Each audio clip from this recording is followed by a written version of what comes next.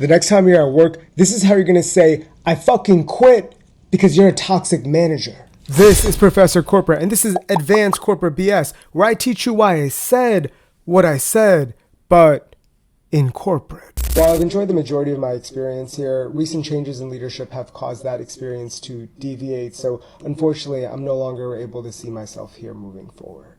One of the comments I always get on these videos where I explain how to quit in corporate is that your manager isn't going to care. They are going to care because toxic managers have egos. So let's bruise it a little bit. And most of the time, people don't hate their jobs the second they start, or maybe they do.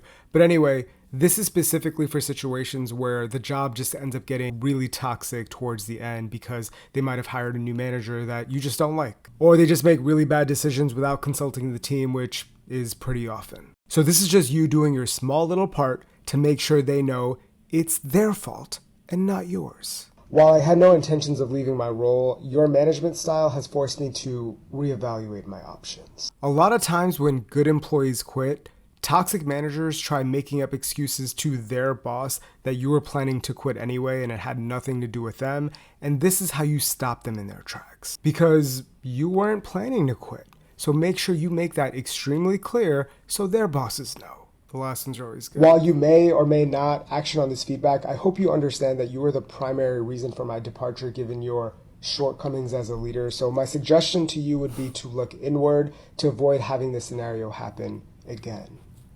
Honestly, you might have to throw hands after this one, but it'll be worth it. This is kind of what I was talking about at the beginning of the video because it actually doesn't matter whether or not they care or listen to your feedback. The point is you are standing up for yourself and explaining your piece before you leave. And regardless of how toxic they are, nobody likes getting negative feedback, including them. So make sure you leave them with a lot of it. And who knows, maybe if they have a little bit of decency in them, you might end up helping the next person. Now, if you want to learn how to put people in their place, drop me a follow and welcome to the Corporate Clapback Academy.